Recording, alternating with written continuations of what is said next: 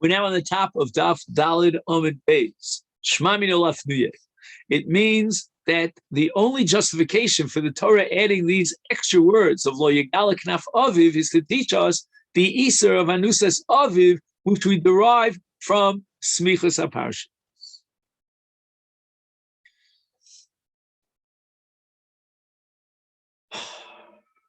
Now, we've established that there's a principle called Esei Dochalosas. And this was derived from Sefer Dvarim, from the Smichas HaParshios of Lo Silbas Shatnes and Gedilim Tasalacha, which is called Gelayim B'tzitzis. So he adds strings of Tzemer to a beged of Pishtan. So now the Gemara wants to know why Rabbi Yehuda would agree, he would concede that we could derive the principle of Esei Dochalosas from Kalayim B'tzitzis because it's in Sefer Dvarim. We need one of two criteria. We either need Mukach or Mufne. So the Gemara says, Gabi Tzitzis Nami, Ibo Esei Mishum de Mukach, Ibo Esei Mishum de Mufne. Rabbi Yehuda would concede that we derive Smichas HaParshios Esei Dochalosas from Sefer Dvarim, either because it's Mukach or because it's Mufne. Ibo Esei Mishum de Mukach. What makes it muchach and allows us to be dorish smuchin according to Rabbi Yehuda? Im kain lichtev rachmana abi parshas tzitzis. Parshas tzitzis is in Sefer Bamidbar, in Parshas Shlach, after the whole fiasco of the Meraglim. And that's the Parsha of Tzitzis. And now we fast forward to Dvarim Perkov days, in Parshas Kititze, and we find that the Torah is telling me, Gedilim Tasalacha. Well, why? Why Gedilim Tasalacha in Sefer Dvarim? It belongs in Sefer Bamidbar in Parshas Shlach. And that's called Muchach. Tim Kain, if you don't dash in Smuchim, Lichtevei Rachmana, the Torah should have said Gedilim Tasalacha, Gabi Parshas Tzitzis in Parshas Shalach. Why did the Torah teach me Gedilim Tasalacha here in Parshas Kitetse in Sefer Dvarim? And the answer is, it must be justified by Smuchin to be Matir Kalayim Tzitzis. Ibai Sefer the Mufne, and we go to the alternative condition to allow Smuchin, even according to Rabbi Yehuda, in Sefer Dvarim, because it's mufni. And what's mufni? Michti, kosav. Oh, now we introduce another parsha. This parsha is Kedoshim. In Vayikra Yutes 19:19. It says, Ubeged Kilayim Chatnes Lo Yale Lecha, which means you're not allowed to wear Kilayim, a beged that has Kilayim wool, and linen is Lo Silba Shatnes Lomali.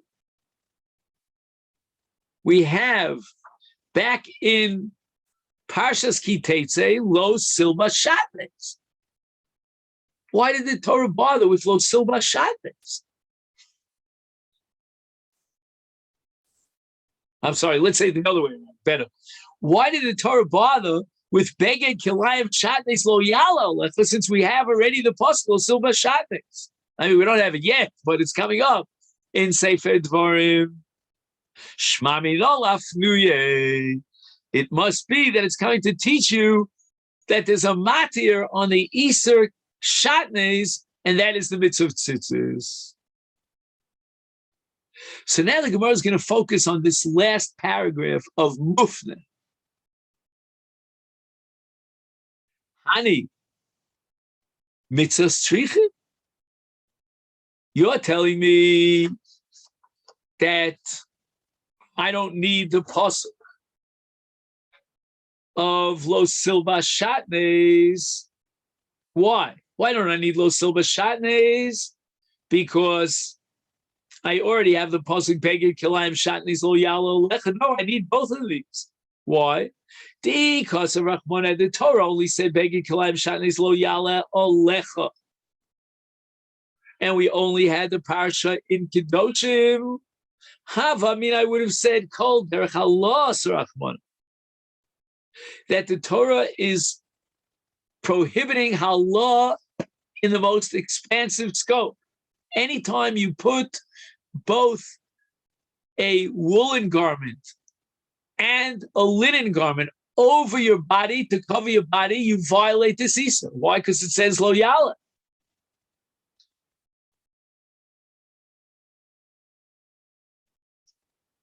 Is therefore filu mochrei ksus, somebody who has to transport his merchandise, and he sells begadim, he sells garments, and he wears them.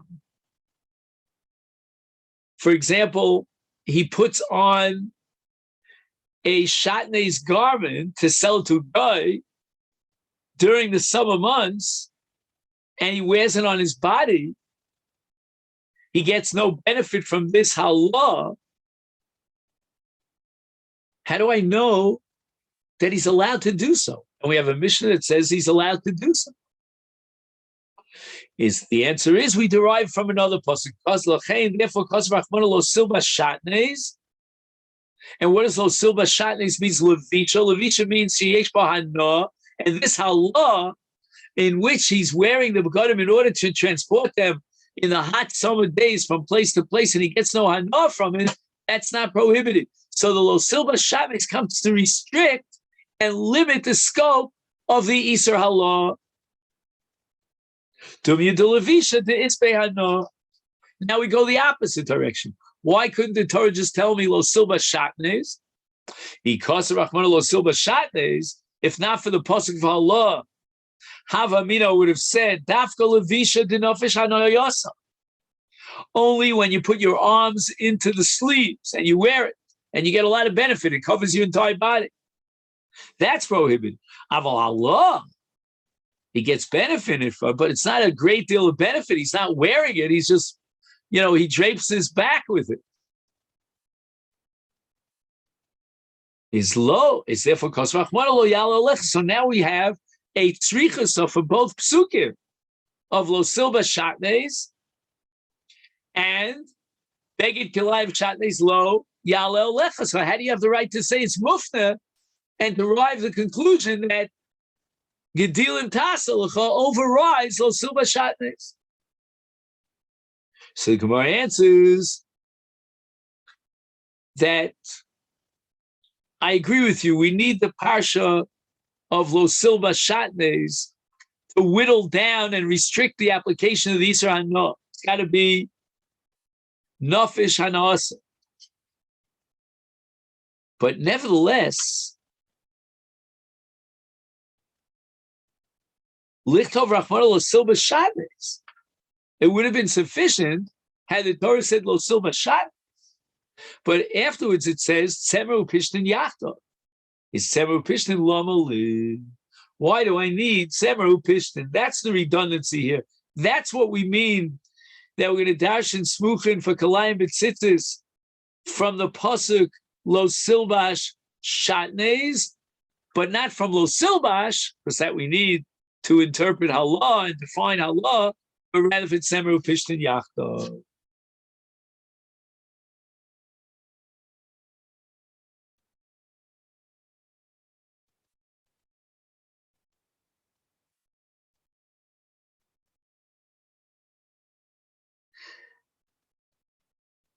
And now the Gemara is going to try to prove that Tzemer Upishtin Yachta is redundant, it's unnecessary. That we already know that the Isur Kalayim applies when you mix wool and linen. How?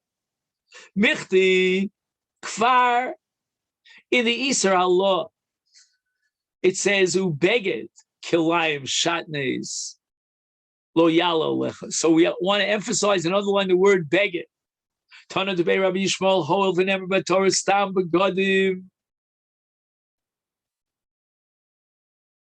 When the Torah used the word beged in a very generic sense, and we don't know exactly what qualifies as beged in the biblical language of beged, is pirate lacha kosav b'echad mehem.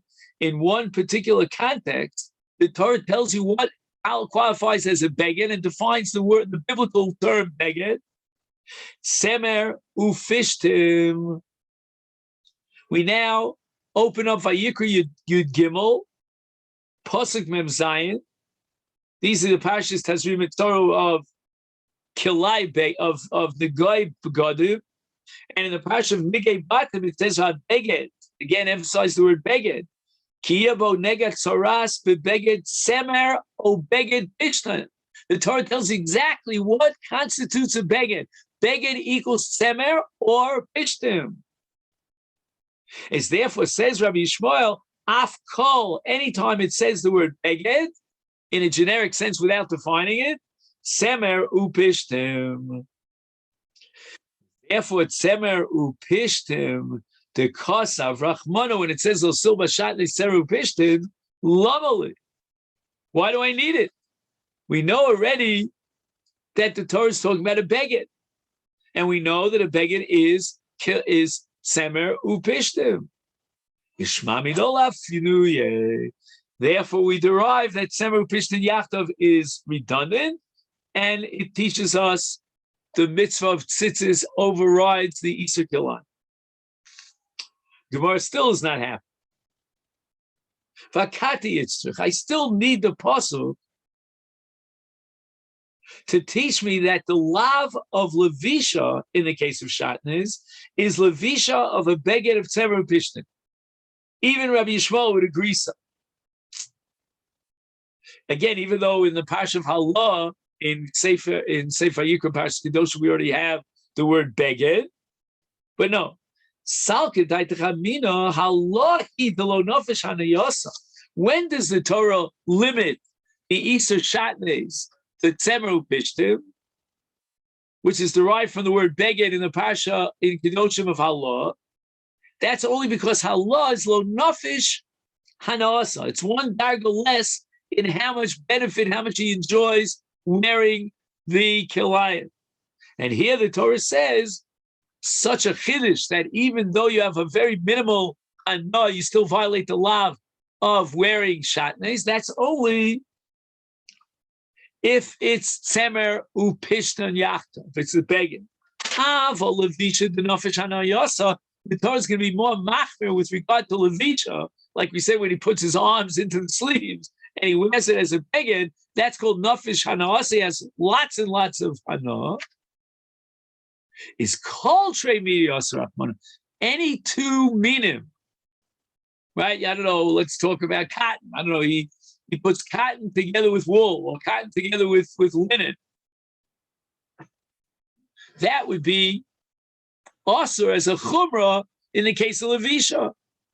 It's therefore koser rachman and tzeru pishin. So don't tell me that you have a green light for smuchin because of lafnuye, because the Torah added tzeru pishin yaakov. We don't need that because in the Parsha of Halah it says beged, and we know from the Parsha Nigei Batim that the word beged refers to tzeru pishin. So therefore tzeru pishin is redundant. That's not so. I need Semer Pishton in order to restrict and limit the Isur of Shatnez to Semer Pishton and not apply it in a levisha situation to any two minim. And the Gemara answers, Im Kain, Lishtok, Kra Mine, V'Teisei, Shatnez Me'Allah. If the Torah would have dropped the ball on Semer Pishton Yaakov, I still would have derived and it's Semer Pisha because we have a Gzeret Shabbat that equates Levisha with Halah. In both Parshios, it says the word Shatnez. Let's double check that. Not that the Gemara needs to be double checked. But in Parshas Levisha, in Kitetse, it says Lo Silbash Shatnez. So there's the word Shatnez. And the Parsha Law, it says, Beged Kilayim Shatnez Lo Yala Alecha. So there's an equation here between Halah and Levisha, Shatnez. And in the case of Halah, it says Beged, and Beged we know, according to Rabbi Yishmael, is Semer Upishtin, and therefore by ipso facto, in the other Shatnez, which is the Parsha Levisha in Kitetse, it means Semer Upishtin. So why did the Torah have to say in Kitetse, Semer Upishtin Yachtav? So the Gemara now is another kash. You derived the heter of kilayim b'tzitzis from smichas haparshios, I'm going to quote a brisa and prove to you that there's another source from whence we derive kilayim b'tzitzis. Tana debei Rabbi Yishmael. Rabbi Yishmael says that a stam beged in the Torah is several pishin taima. The reason why we matter kilayim b'tzitzis in the case of the mitzvah tzitzis is the kasser achman et several pishtim. It's because the Torah added extra words, tzemer ufishtim, and that's called mufnes.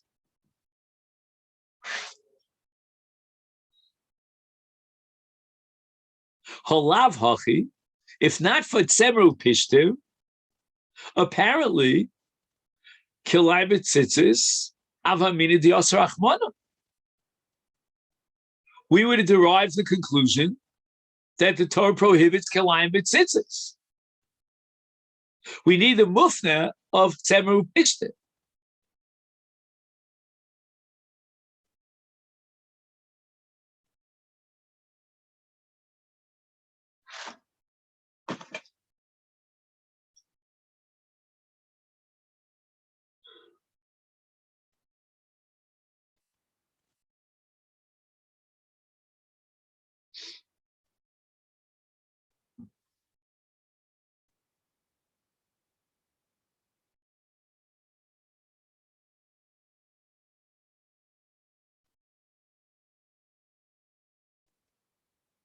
So what's the Gemara's kasha now? 1 second.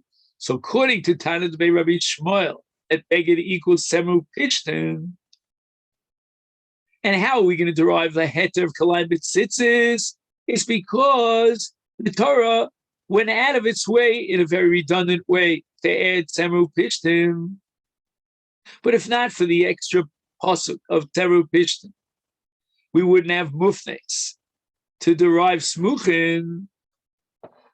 Is therefore kilayim b'tzitzis havi amina di'asar achmana? We would have said that the Torah prohibits kilayim b'tzitzis. What's the Gemara's kasha? Let's read on. Now the Gemara is going to establish its kasha. For ksiv in the parsha of tzitzis. Now we're going back to parsha shlach, which is the main parsha of tzitzis. It says v'yasulem tzitzis al kanfei bigdeim, and the word is bigdeim. Is according to Tana Debei Rabbi Shmuel, kol ha-begodim, whenever the Torah uses the word beged, it's stam beged, it's tzemer upishtim name.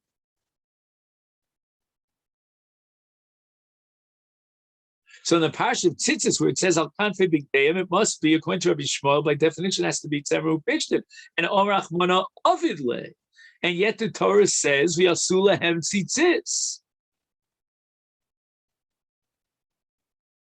Put tzitzis on a beged. Beged means tzemer upishtim.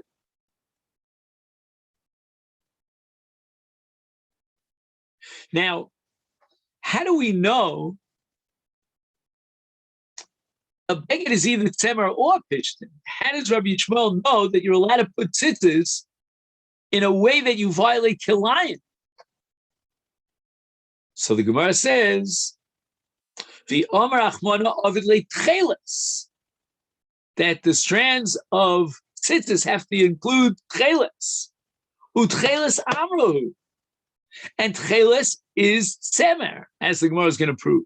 So if tcheles is tzemer, and the Torah says put tcheles on a beged, that beged could be either tzemer or pishtan. Either or. I'd consider a beged according to Rabbi Yishmael.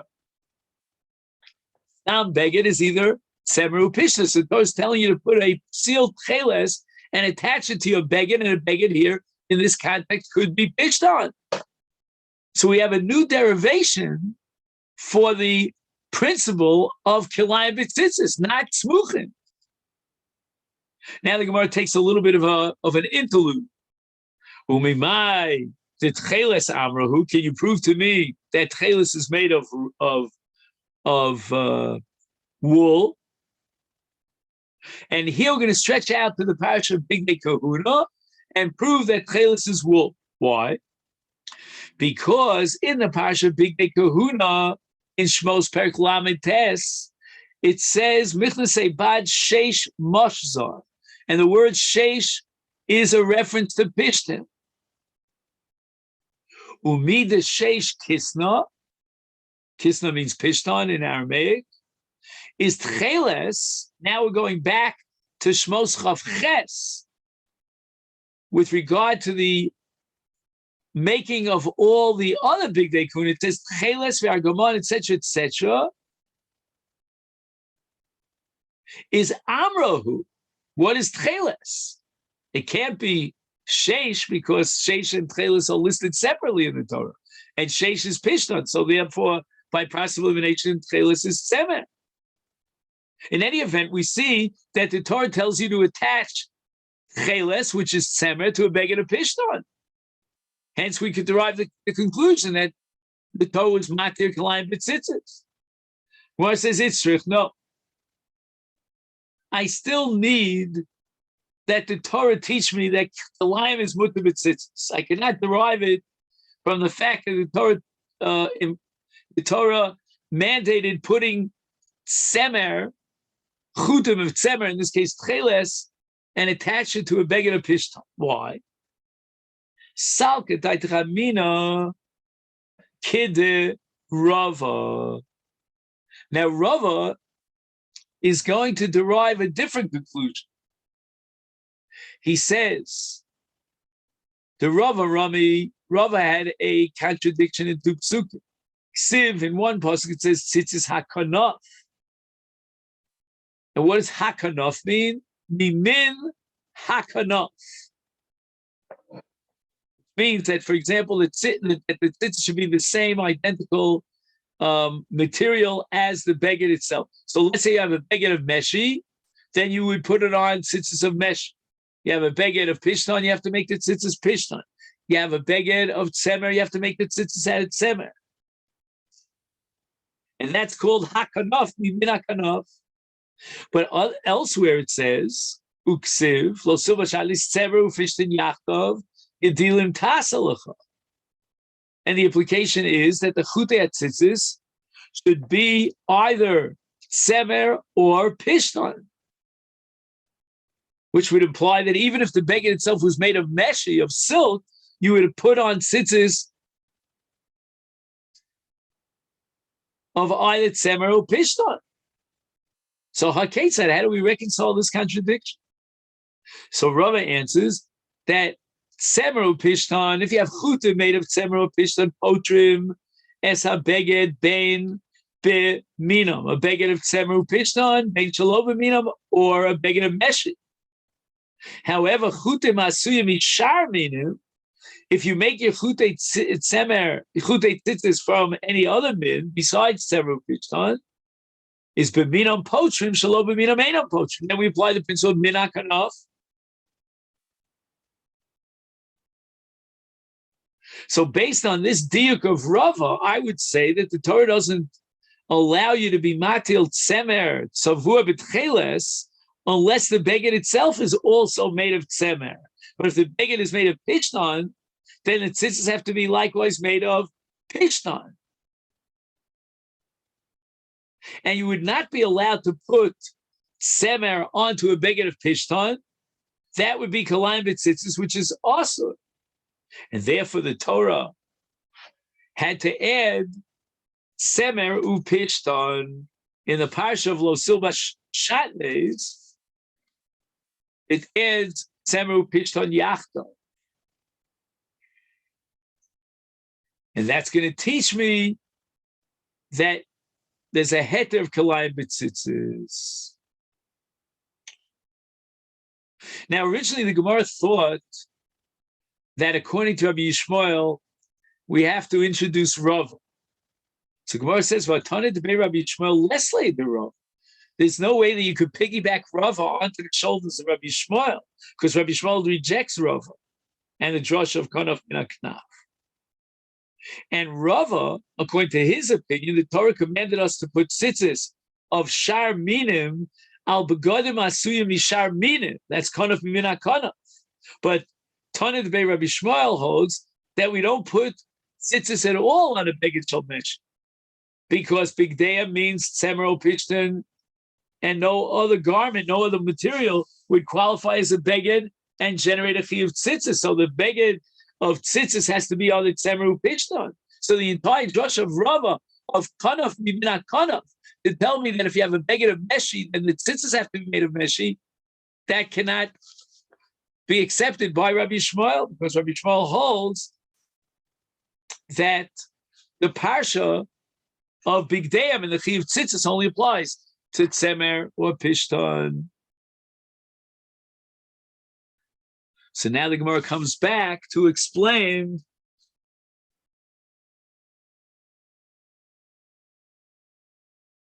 the way we can reconcile Tana Debei Rabbi Shmuel Itzrach. We need a source for the heter of kalayim b'tzitzis, even according to Rabbi Yishmael. Meaning Rabbi Yishmael holds that a beged for tzitzis is either pishtan or tzemer, because that's the definition of stam beged, and chelas, which has to be added by the tzitzis, is made of tzemer. If the beged is made of pishtan, the Torah must be telling you that for the sake of the tzitzis, we override kalayim. So why do I need the smichos haparshios? More answer salka that chamina ki diyuka the rov hakanaf ben hakanaf. We would have had a havamina of assuming that the word hakanaf should be interpreted the way Rava interprets it, min hakanaf. V'hachi kamar achmana avid leit tzemer l'tzemer pishtin l'pishtin. That if you have a beged of tzemer, then by definition the tzitzis have to be made of tzemer. If you have a beged of pishtan, the tzitzis have to be made of pishtan. V'chi avid avedas tzemer l'tzemer. And when you put the chutim of tzemer and attach to a beged of tzemer, tzave, then you should use tcheles as a dye, and you should dye the color of your tzitzis. Aval tzemer lepishtan, if you put chutim of tzemer on a beged of pishtan, or flip it aside the other way, upishtan lebeged shel tzemer, lo. That we're not allowed. That we're not allowed to do. It's not miminat kana, and the Torah is not going to be matir kalayim b'tzitzis. So even though Rabbi Yishmael rejects Rava, but nevertheless there's a havamina that from the kanaf min kanaf we're going to derive that in the case of a beged of pishtan, you have to make the tzitzis out of pishtan, and that was the havamina. And why does the beged of pishtan require tzitzis of pishtan? Because otherwise it would be kalayim, and the Torah is not matir kalayim. Is therefore kosar rachman tzemeru pishtan. Now we have the extra words tzemeru pishtan because we know that a stam beged is beged tzemeru pishtan to teach me that we don't darshan kanaf min kanaf, and we can be matir kalayim tzitzis tafilu tzemer, even if the chutim of the tzitzis are made of tzemer, you should put them on lepishtan to a beged of pishtim, and pishtim litzemer, and on a beged of tzemer we should attach chutim of pishtim, even though it's not mimin hakanaf,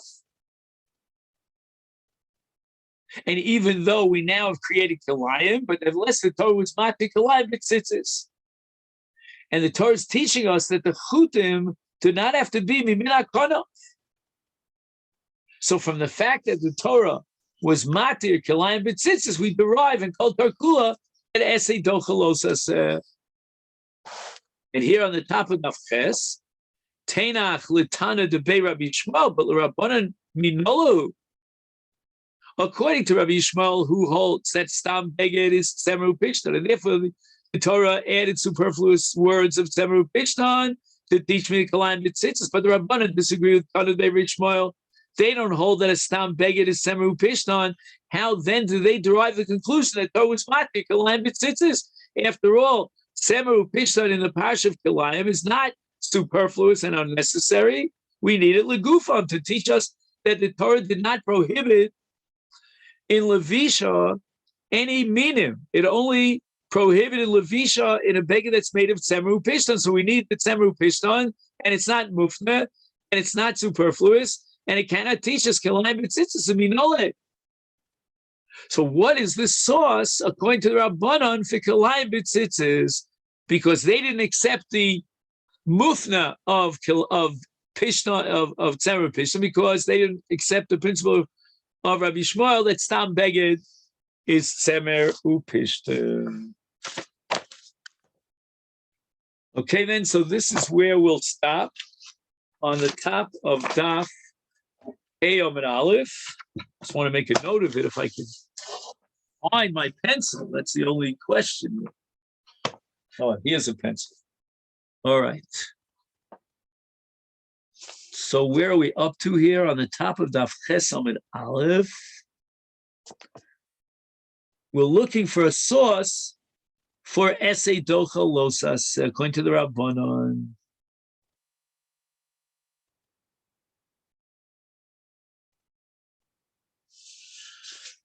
Okay, then, so have a great day. Tomorrow, probably around 9:45, something like that, I hope. I'll confirm it with you. No problem. All right. All the best.